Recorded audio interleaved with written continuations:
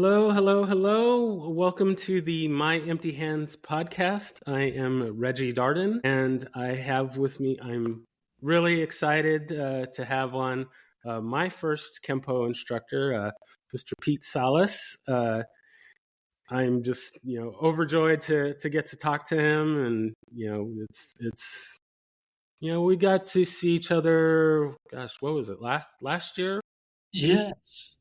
I got to go and visit him and just continue to see all the great things that he's doing. So I'm just really really happy that you've agreed to be on, and we'll just kind of jump right in basically. And I'm actually kind of surprised that I don't know this, but I actually don't know your story of how you got involved in Kempo and how you got started. So if you could just go ahead and fill me in, and we'll go from there.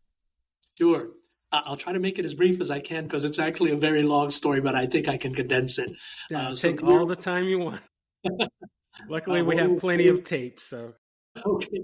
All right. Well, this is going to date myself a little bit, but it was 1974 when I first got started. I was about 14 years old, fresh out of middle school, and there was a Kempo school that opened up in our area in National City, California. It was run by Mr. Chicken Gabriel, and I signed up to take lessons there. To be honest with you, I started taking lessons because I had gone through some bullying issues. I was being bullied. I was a very small middle school kid. So I joined basically to learn how to stand up for myself and protect myself. And so that's the start of it. Little did I know that when I joined, it would turn into a lifelong endeavor. I had no idea that I would become a sport karate competitor and end up competing on the national circuit and those kind of things. But that was where it started. And then, so I was training there probably about 1976 or so.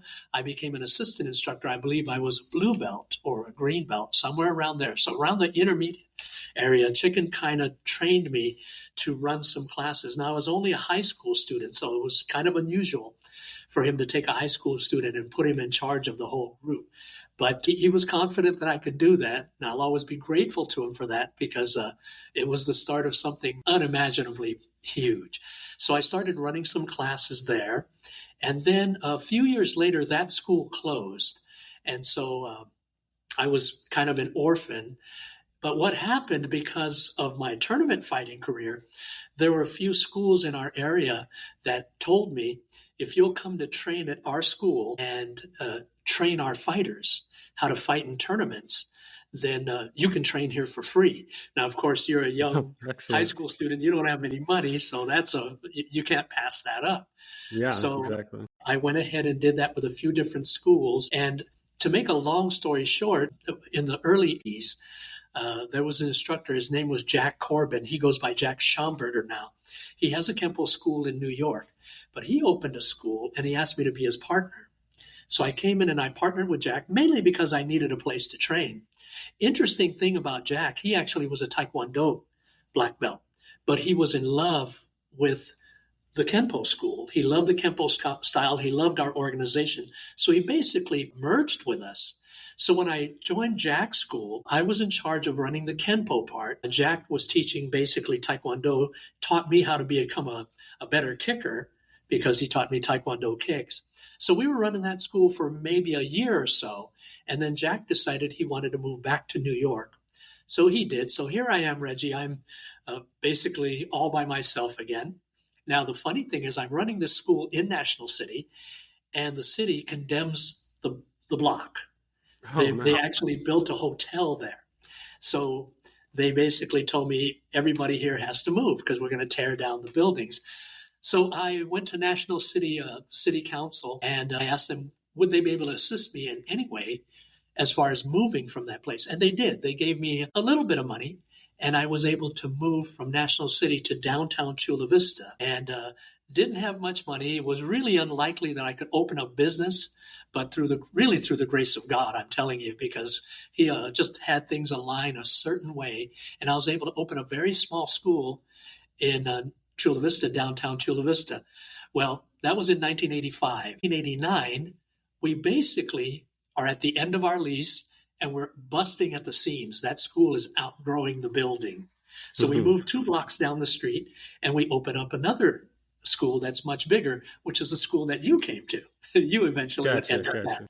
was that school. And so fast forward in about 2013, so I was at that school for 20 something years. In 13, there was some disagreements with management, nothing real major, but we didn't see eye to eye. So I moved across the street to where you're looking at me right now or where you're listening to me right Hmm. now.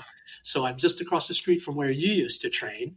And that's basically what got me here. So, like I said, through the grace of God and some pretty unlikely circumstances, we ended up going from that little hole in the wall in National City, and I ended up running this school here in Chula Vista. Excellent, excellent. So, I mean, was it always kind of the idea to keep, running a school, or did you kind of ever thought like, maybe I might do something else and just kind of do this on the side, or? Yeah, Reggie, that's an excellent question because when I joined with Jack to be his partner, uh, basically I just wanted a place to train because again I didn't have a place, and being his partner there would allow me a place to train, 7 days a week if I wanted to. So that was the main attraction. Really had no intention of running a school. If Jack hadn't moved to New York, I don't think I would have. I would have just remained kind of a silent partner in the school, just training there. When he Mhm. moved to New York, there was only about 10 students in the school. That was all there was. But I couldn't abandon them, so I kept running the school. And then when the announcement came that they were going to demolish the building, I think my main concern was what's going to happen to these students. I didn't want to go to them and say, guys, they're tearing down the building, so you're just going to have to find a place to go. So I said, well, let me see what I can do as far as Chula Vista had always been attractive to me. I always liked the area. So I said, let me just go there. And again, I was just praying about it, just praying if God would be willing to open doors and let something happen. Now, if He didn't, if the landlords here were to say, well, Pete, you don't have the credit or the backing or the history to open a business, then I would look at that as God saying to me, well, this is not what I intend for you to do. So then my plan there was just to maybe find a school and continue training. Never in my wildest dreams did I really plan to be a school opener. I really didn't know much about running a school by myself, anyways. Now, here's the funny thing. Earlier in my life, I was taking classes at Southwestern College. As you know, it's a junior college. I was taking accounting classes. My goal was to maybe transfer to San Diego State and become an accountant. I thought that's where my life was headed.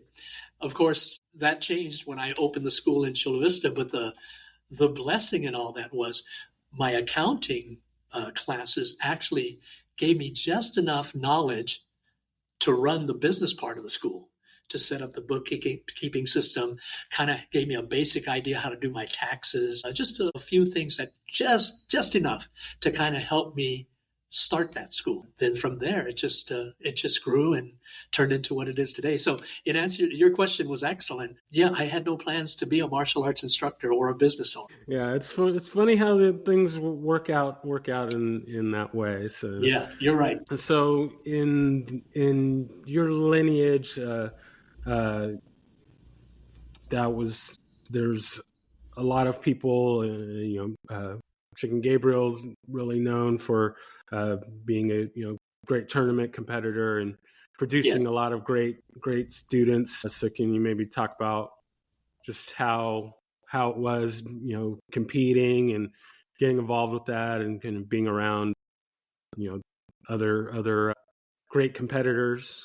Yes, yeah, that was really an adventure. So one of the other brown belts, his name was Mike Acasio. He talked me into entering a tournament. Again, that was something that I didn't really plan to do, but he said, why don't you try? So I tried it. It was funny. We were talking about Master Muhammad because my first tournament was, and I wrote a little bio about this and it's in there. My first tournament, I was a junior. So I was a teen, not an adult yet, and I fought against a guy named Robert Temple, and he's a direct student under the BKF Mr. Muhammad lineage. So he Mhm. was my first competitor. He beat me pretty badly, but there was a little bit of a rush I got from that. I thought this is a pretty exciting sport.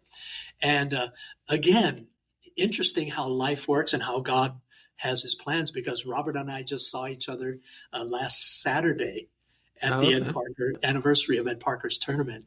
And he and I have become really good friends. He's a brother in Christ. Whenever we see each other, we pray together and just thank God for that encounter back when we were kids, and the friendship that's grown out of that. So I started to enter more tournaments just here and there, some success and some failure, but I still started to enjoy it.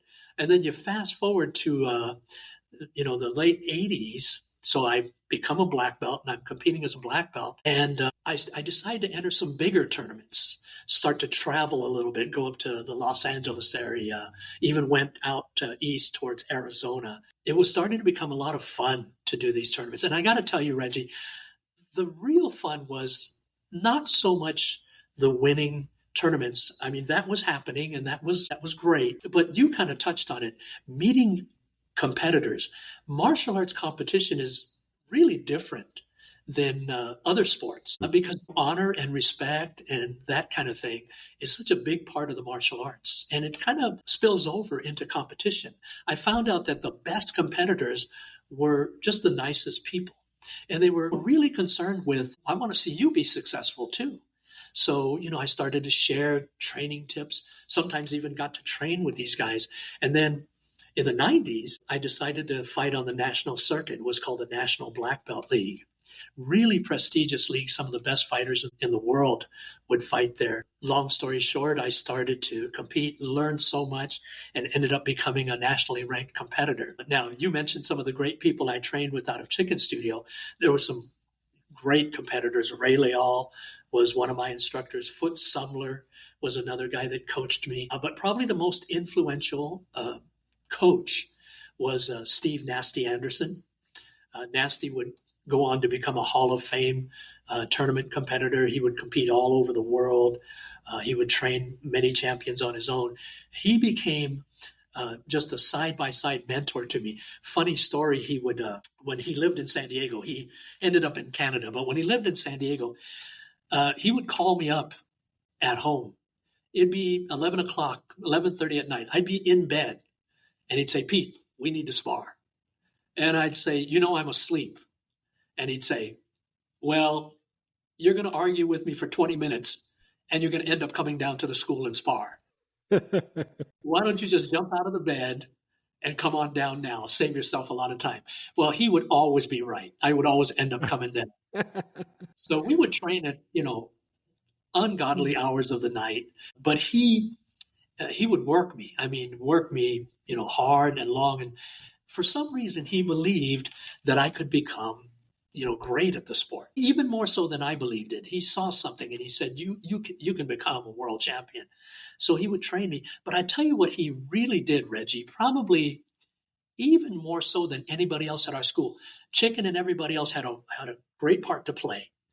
But what Steve did was he instilled this winner's attitude, a champion attitude. He would tell me things like, when you go out to a tournament, the goal is to win. He would say, coming in second is losing. And he said, now I don't mean to be negative, but he said, but if you're going to become a champion, that's the mentality you got to have. You just can't accept anything less than, winning it all. So, I got to be honest with you, Reggie, I would look at him like, well, that's good for you because, you're so good at what you do. I'm just a guy that's trying to get by. I'm just trying to learn and trying to be better.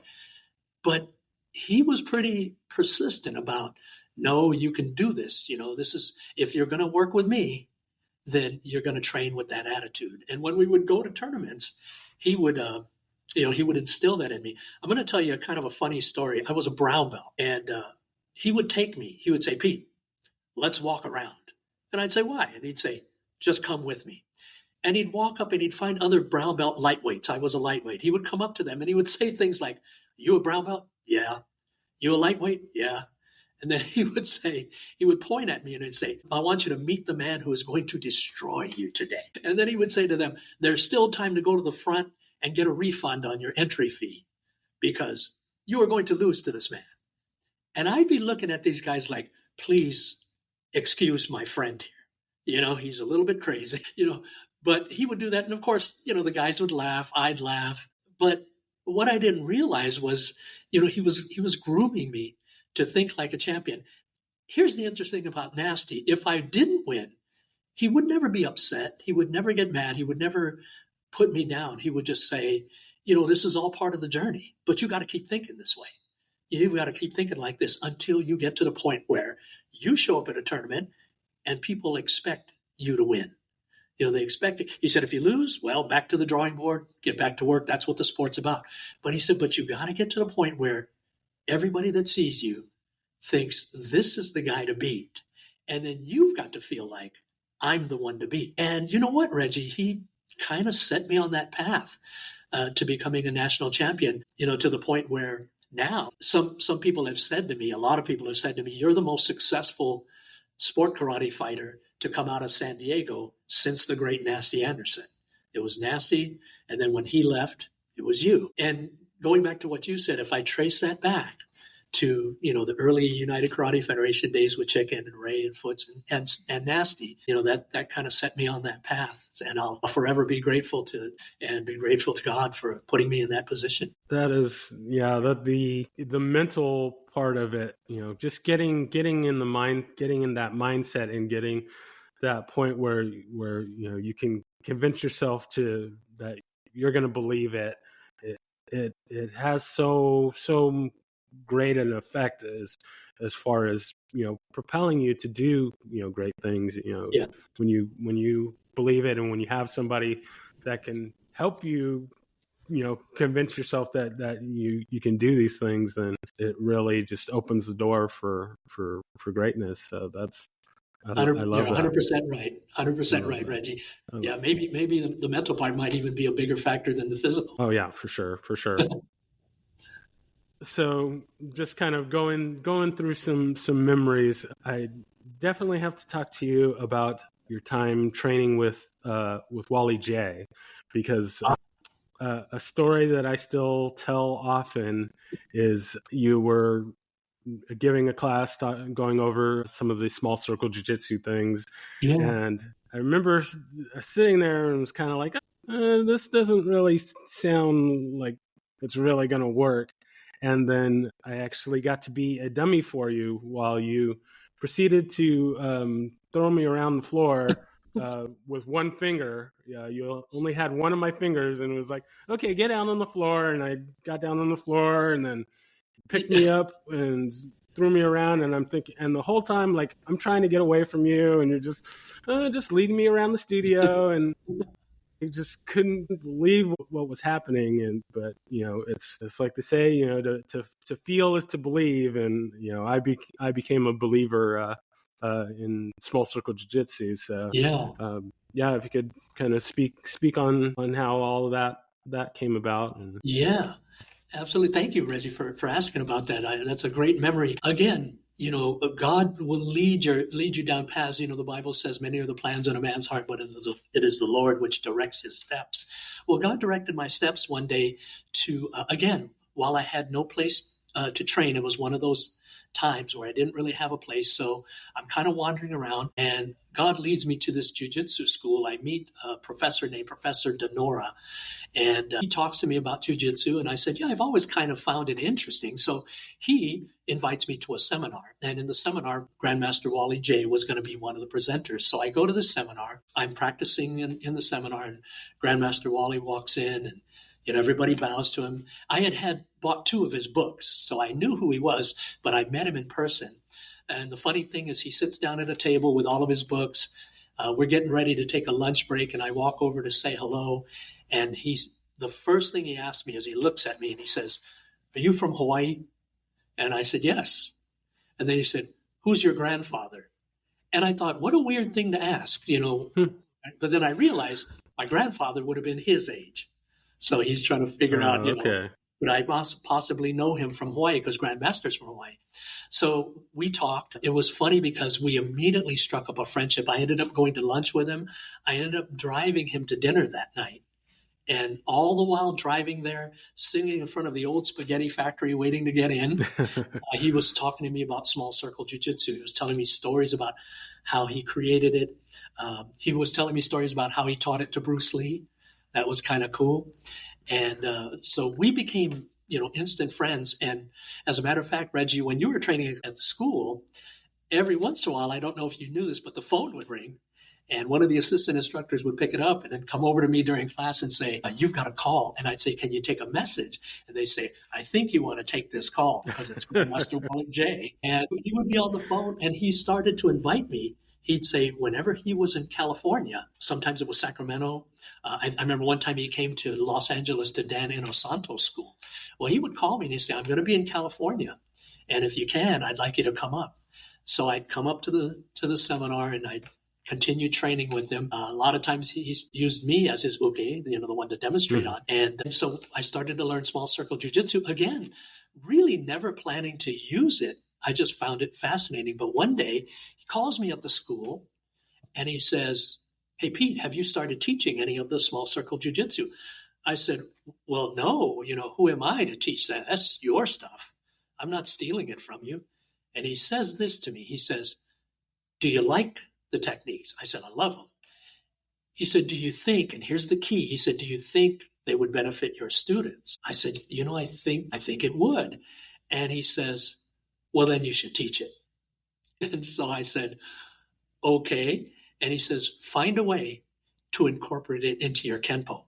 Because he said, "You're going to find that it flows into your Kenpo rather nicely.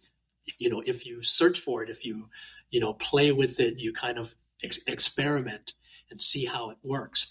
And so that's how that I started teaching it at the school, from a phone call from Wally J that said, "If you think your students will benefit," and he said, "This is the key. If you think they'll benefit from it, then you should show it to them." Yeah, that's one of the things that I love about Kempo is that it's a really good base for combining with other arts, and other arts kind of plug into it so well. Jiu-jitsu, Taekwondo. That's kind of one of the other things that I talk to people about is that, oh, well, my instructor, we were more schooled than normal Kempo schools were, and it was like, and that's because that the Taekwondo element fits in, which another one of the stories that I tell a lot is I don't know if it was a thing or just kind of in my head, but kind of had this feeling like the Taekwondo schools are kind of Taekwondo and Kempo are kind of rival schools. And I remember there was an instance where some Taekwondo folks came to our sparring class, and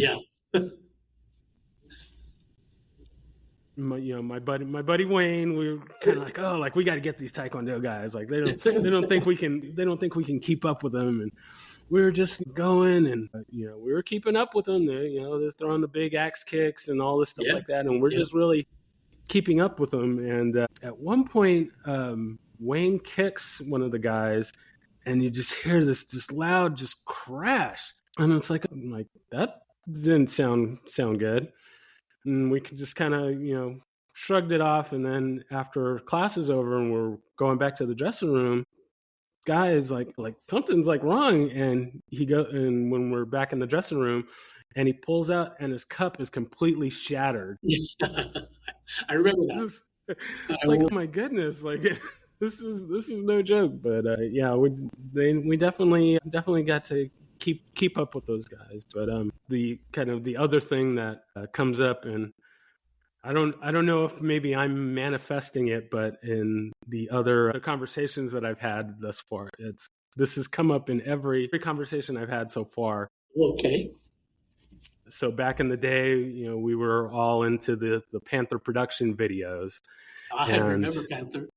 Yeah, and one of the ones that stuck out to me was one by David German, and he was talking about mixing Kempo with Jiu-Jitsu, and there was a particular technique, flashing wings, that he added some some wrist locks and some kind of arm bars to it, and that that just always like really stuck with me, and I just really loved that. And there would be times where we would just kind of be off to the side, and it's like, oh, like let's try and kind of come up with our own techniques. And okay, if we do a straight punch, like okay, we're gonna defend this way, and then come around to a wrist lock, and kind of do that. But Kempo is just really connects well with other systems and other methodologies.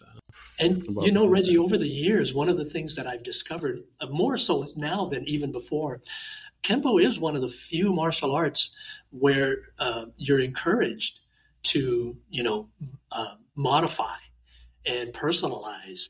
And even Grandmaster Parker used to say the end result, the end game in Kenpo is basically to take it and to make it fit you, kind of make it your own style, and that's kind of the goal. The end goal is to take everything that you learn. And remember, he used to say it's like words in a vocabulary. You learn these words, and then you make sentences, then you make paragraphs. Now, he said you don't use every word you learn, and you don't use them in the same order all the time. You mix and match in order to get your message across. So he said when you're forming a self-defense technique, you use the different things that you've learned, the different individual techniques, and then you put them together in a way that gets the message across to the attacker, gives you a successful defense. And over the years, I've discovered that's kind of a unique feature of Kenpo, because a lot of the martial arts, you're supposed to do it exactly the way the teacher does. And mimic him, which I think is great for it develops great discipline and great self-control, definitely has a benefit. But Kenpo is kind of unique in that respect, where that's not the goal. The goal is not to do it like Grandmaster Parker or me or somebody, but it's to do it like you. I'm starting to discover now, even as a teacher, I'm starting to find these new creative ways to get my students to kind of creatively express themselves based on the techniques that they've learned. And it's pretty fun. And it's pretty exciting to be able to do that. Excellent. So you also have connections or training with some other notable folks in the Kenpo and martial arts world, and can you? Yeah, I actually have had a chance to train with, like I said, a lot of the BKF guys, but that was more for sport karate. I did meet Jeff Speakman. And he's actually given me an open invitation to visit his school in Las Vegas the next time I'm out there. Haven't been able to do that yet, but of course, we have got a chance to sit and talk shop, talk a little bit about Kenpo principles, which, as you know, Reggie, just like me and you are doing. When you get a chance to pick these guys' brains, that knowledge can really come in handy, because they'll sometimes say one or two sentences, and this light bulb will go off in your head where you're like, oh, yeah. That's a good way to look at this, right? So I've talked to him. I got a chance to talk to George Lim from out in Arizona. He's a well-known Kenpo guy. Now, this is kind of exciting. I was in Nevada, and I was sitting with Shihan Ted Tabura, who has passed away since now, but Shihan Ted, you know him. He's one of the big names in our system. He's a Lima Lama guy, among other things. But he was sitting down. Now, this is a funny story. He's sitting down with an older gentleman. Obviously, they're both from Hawaii because of that accent. So we're talking. I'm just this little boy from Hawaii, and they're just talking to me, and we're just talking back and forth. And all of a sudden, Shihan Ted goes, oh, Pete, I'm sorry. I didn't introduce you to James Ebrow. And I'm kind of shocked. I'm like, oh, my gosh, where's my manners? So I stand up, and I salute him, and I say, I'm sorry, Mr. Ebrow. I didn't know it was you. I know who you are. I've read about you, but I've only seen pictures of you in books. And so I didn't know. I'm sorry. I'm so sorry. I didn't mean to be disrespectful. He says to me, never mind, boy, sit down. We're just talking. Never mind that. So we sit down. But going back to what you just said, I got a chance to pick his brain a little bit about how he was instrumental in bringing forms into our Kenpo system. In fact, he was one of the major contributors, because you probably know this, when Grandmaster Parker brought Kenpo to the mainland from Hawaii, it didn't have forms. Kenpo was originally just a street self-defense system. It was just meant to work quickly out in the streets. James Ebrow was instrumental in bringing forms in that people could do, because Grandmaster Parker wanted forms to be practiced. He saw some benefit in it. Again, I got to meet the guy that was probably the most influential for starting forms in our system. So I could go on and talk about a lot of the the older guys that I've met. I trained under General Blue, General Julian Blue General Al. We called him Grandmaster Blue. Chief Al Tejero, he's another big Kempo guy. They were actually friends of Grandmaster Parker. They all lived in Hawaii and they all had trained together at some time. I like to refer to them as his homies. You know, he kind of grew up with them. So, yeah, they came over here and I got to do some training with both of them. One of the things that they did that influenced me greatly, Reggie, was they kind of started training me on the old Hawaiian techniques. Because when Grandmaster brought Kenpo to the mainland, he modified it a little bit because he said, people here on the mainland don't get to train at the Grandmaster's house for hours and hours. They got jobs, they got families. It's a different lifestyle here than it is on the Hawaiian Islands. So he wanted to design, Grandmaster Parker wanted to design a style that could be trained even if you were by yourself, which is what you have to do a lot, right? You know, you could go through it. So he kind of modified it. Now, what Grandmaster Blue and Chief Al did is they started to train me and say, well, back in Hawaii, this is what your Grandmaster used to do. And they started to do a lot more hands-on stuff. You know, you punch me, I'm going to defend and counter. Now I'm going to punch you, you defend and counter. And they said this was a lot more old school. This is what you would have done if you were back on the islands. You would have been doing this a lot more. I liked it. I was like, this is real meat and potatoes. This is, actually punching and defending and, you got to do it in real time. So, I started to spend more time doing that. I fell in love with not only the practicality of it, but also, the connection to history. Yes, you're doing something that used to be done back in the old school. So after some time and after blessings from those two, I started to teach that more at the school. And I wish you were here more now because I'd love to share it with you. You would have a blast. You'd have a blast doing it. And Reggie, the other thing that came out of that was those two, Grandmaster Blue and Chief Al, they actually ranked me in their systems. They actually promoted me in their systems. They got permission from Chicken and Ray to rank me in their systems. And because I never was, as you know, you were with me many years, I never was concerned about degrees. I never tried to pursue second degree, third degree. In fact, the American Kempo School would call me and go, what degree are you? We have no idea because you never taught and you never asked to be promoted. And I said, well, I'm just happy doing what I'm doing. So Grandmaster Blue and Chief Al asked Chicken and Ray if they could rank me. And Chicken and Ray said yes. So they started to rank me and I started to move up and then actually became part of the Kajukenbo lineage because Grandmaster Blue was a Kajukenbo man. So they basically included me in their family tree. So now I'm on the Ed Parker Kenpo tree and I'm on the Kajukenbo family tree. So again, what a wonderful blessing. Yeah, no, that is so great. And I just love that, there's all these great connections to, the really, notable folks in the arts. And, there's just always so much to learn. And it's so great to connect with these. And going back to Chicken for a moment, I've got to thank Chicken for something because early on in my black belt career, he encouraged me to keep learning, and there's a lot of instructors that wouldn't do that, because you might outgrow them, you might start doing things that they didn't do. But Chicken encouraged me. He said, you're like a grown child now. You're an adult child. It's time to, leave the nest and continue to grow. And so I did. And so, like you were saying, meeting all these legends in Kenpo and Kajukenbo and receiving their blessings, saying, Pete, I want you to teach what I show you. And then they encouraged me to incorporate it into my teaching. So Chicken sometimes tells people, Pete's doing stuff now that I never even dreamed of doing. He's taken his Kenpo to this whole different level. And I got to thank Chicken for that because, like I said, a lot of instructors, they wouldn't be real happy with people, complimenting one of their black belts and saying, look what your black belt has done. He's he's just, become something really incredible. Chicken, he embraces that. And if it wasn't for him encouraging that in me, that may not have ever happened. Gotcha. Yeah. No, I love it. So we'll as we get closer to wrapping up, I mean, I could talk to you for days on end, but Me too. I want to get on record the story that I got to hear when I came to visit about the gentleman that came into the studio and wanted to fight on the on the Yeah.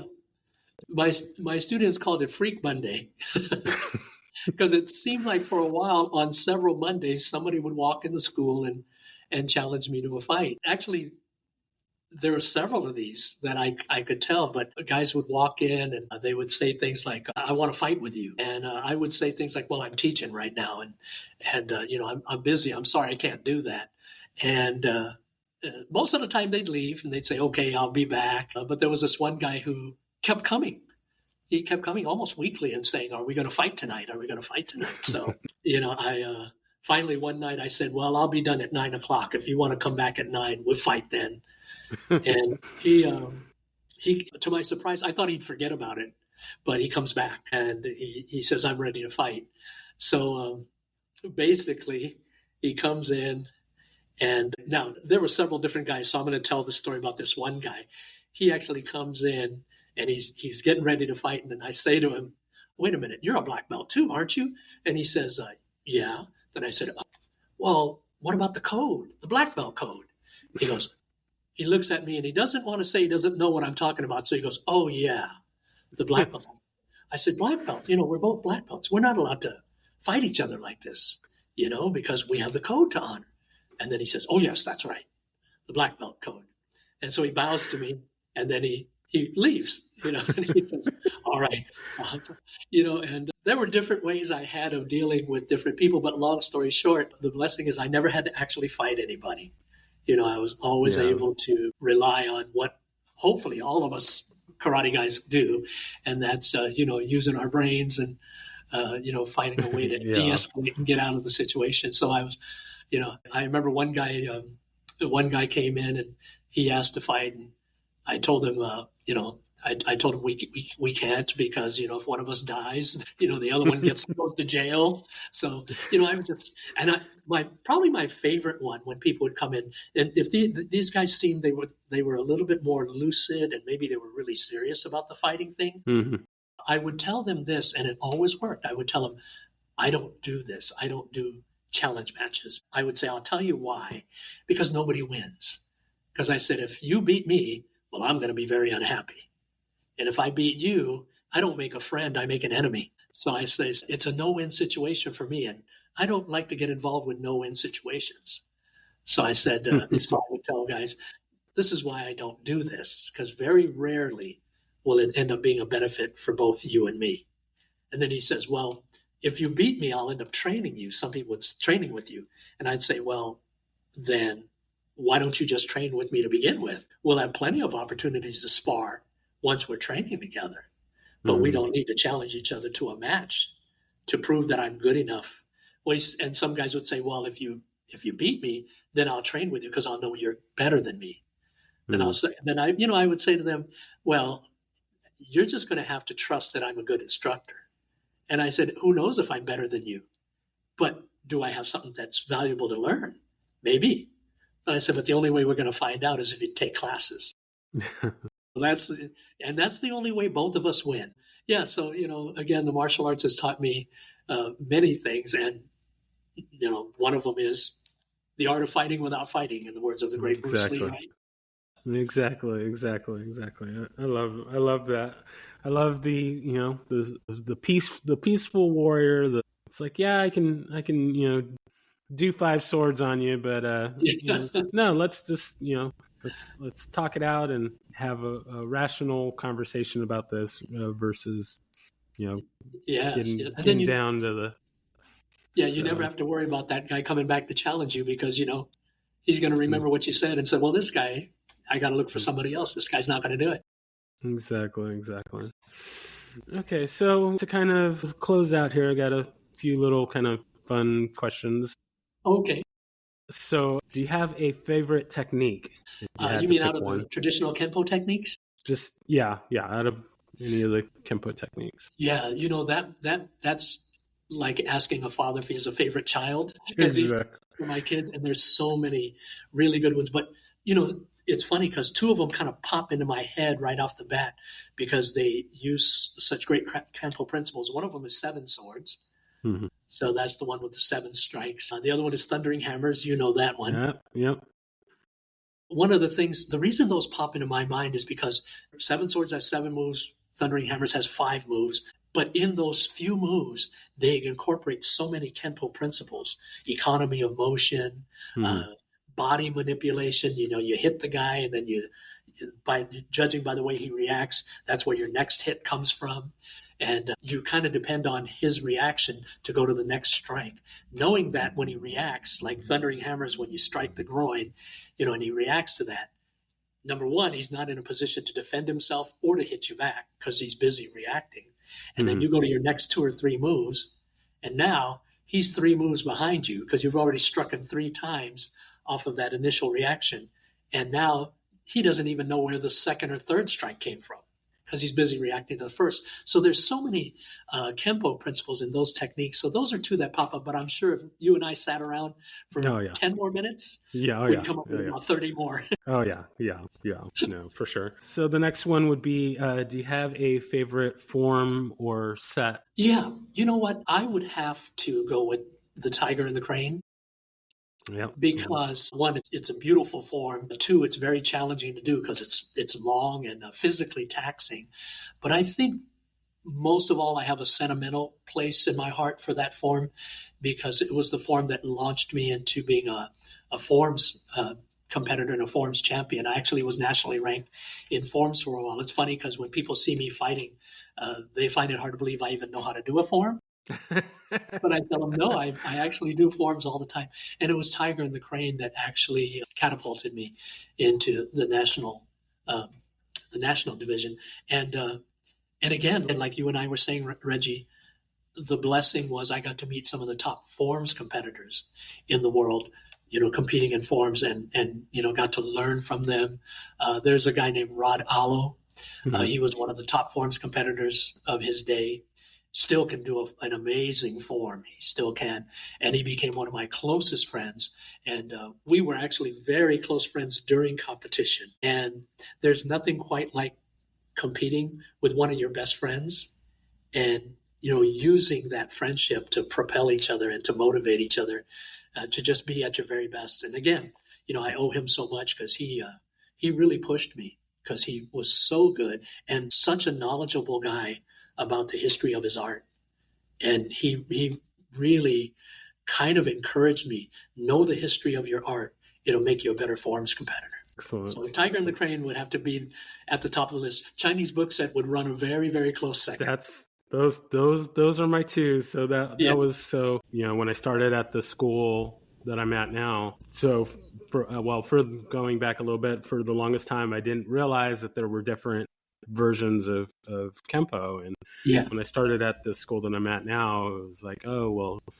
I admit I was for a moment I was a little disappointed that I had to start over again, but it's okay. I mean, it's quite a bit different my training now than when I trained with you. But I was all excited. I was like, oh, like I can't wait till I get to do book set and Tiger and Crane, and it's like we don't do those. It was like, what? Oh, that's really? I couldn't wait to that. So. But well, Reggie, those are two of the kung fu based forms. Yeah. They weren't born out of our system; they were born out of the kung fu system. So, so some schools don't do them.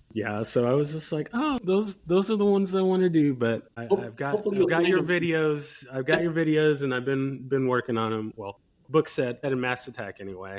Okay. I'm gonna have to find a way to get out to you so I can learn Tiger and Crane. But, we'll have to do that.